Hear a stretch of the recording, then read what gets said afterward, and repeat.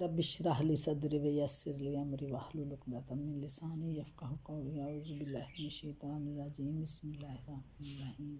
السلام علیکم۔ سورۃ الملک۔ نام پہلے فقرے تبارک الذی بیدہ الملک کے لفظ الملک کو اس سورت کا نام قرار دیا گیا۔ زمانہ نزول کسی معتبر روایت سے یہ نہیں معلوم ہوتا ہے کہ اس زمانے میں نازل ہوئی ہے، مگر مضامین اور انداز بیان سے صاف معلوم ہوتا ہے کہ مکہ معظمہ کے ابتدائی دور کی نازل شدہ صورتوں میں سے ایک ہے۔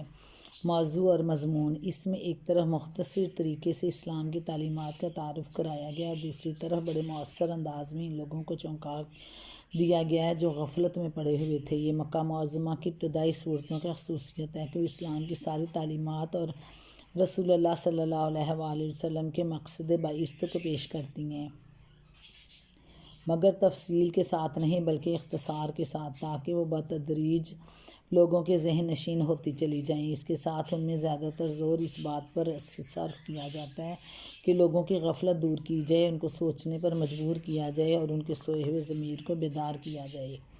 پہلی 5 آیات میں انسان کو احساس دلایا کہ جس کائنات میں رہتا ہے وہ ایک انتہائی منظم اور محکم سلطنت ہے، جس میں ڈھونڈنے سے بھی کوئی عیب یا نقص یا خلل تلاش نہیں کیا جا سکتا۔ اس سلطنت کو عدم سے وجود میں بھی اللہ تعالیٰ ہی لایا ہے اور اس کی تدبیر و انتظام اور فرمانروائی کے تمام اختیارات بھی بالکلیہ اللہ ہی کے ہاتھ میں ہیں اور اس کی قدرت لامحدود ہے۔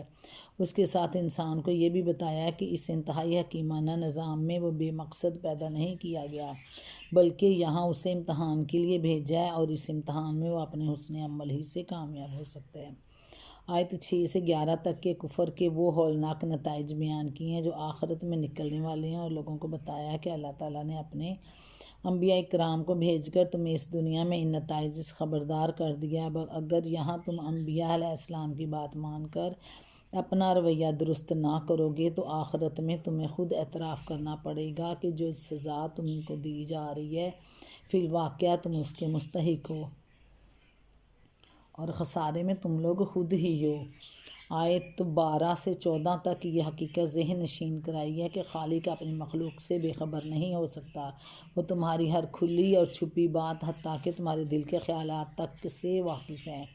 لہٰذا اخلاق کی صحیح بنیاد یہ ہے کہ انسان اس ان دیکھے خدا کی باز پرس سے ڈر کر برائی سے بچے، خواہ دنیا میں کوئی طاقت اس پر گرفت کرنے والی ہو یا نہ ہو، اور دنیا میں اسے کسی نقصان کا امکان ہو یا نہ ہو۔ طرز عمل جو لوگ اختیار کریں گے وہی آخرت میں بخشش اور اجر عظیم کے مستحق ہوں گے۔ آیت 15 سے 23 تک ان پیش پا افتادہ حقیقتوں کی طرف جنہیں انسان دنیا کے معمولات سمجھ کر قابل توجہ شمار نہیں کرتا، پے در پے اشارے کر کے ان پر سوچنے کی دعوت دی گئی ہے۔ فرمایا، اس زمین کو دیکھو جس پر تم اطمینان سے چل پھر رہی ہو، جو فرش کی طرح بچھا دی گئی ہے اور جس سے اپنا رزق حاصل کر رہے ہو۔ خدا ہی نے اسے تمہارے لیے تابع کر رکھا ہے، ورنہ کسی وقت بھی اس زمین میں ایسا زلزلہ آ سکتا ہے کہ تم پیوند خاک ہو جاؤ، یا ہوا کا ایسا طوفان آ سکتا ہے جو تمہیں تہس نہس کر کے رکھ دے۔ اپنے اوپر اڑنے والے پرندوں کو دیکھو، خدا ہی تو ہے جو انہیں فضا میں تھامے ہوئے ہے۔ اپنے تمام ذرائع وسائل پر نگاہ ڈال کر دیکھو، خدا اگر تمہیں عذاب میں مبتلا کرنا چاہے تو کون تمہیں اس سے بچا سکتا ہے؟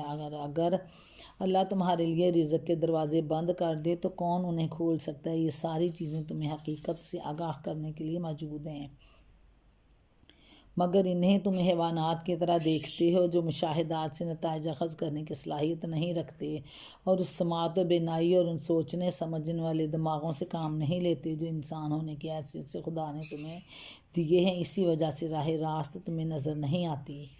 آیت 24 سے 27 تک بتایا کہ آخرکار تمہیں لازماً اپنے خدا کے حضور حاضر ہونا ہے۔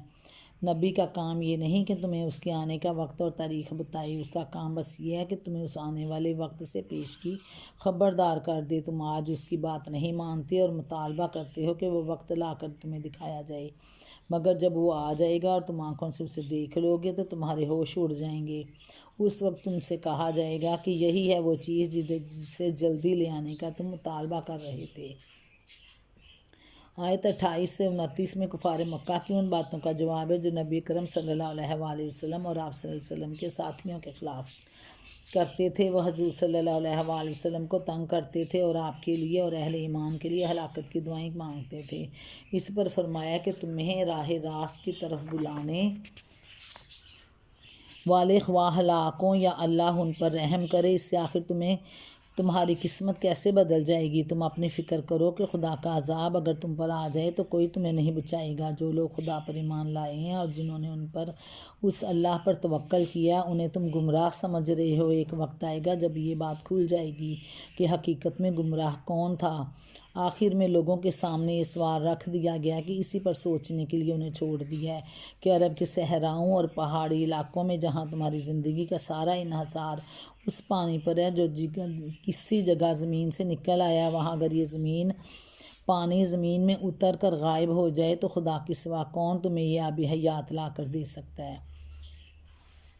ربنا آتنا فی الدنیا حسنۃ وفی الآخرۃ حسنۃ وقنا عذاب النار۔ السلام علیکم ورحمۃ اللہ وبرکاتہ۔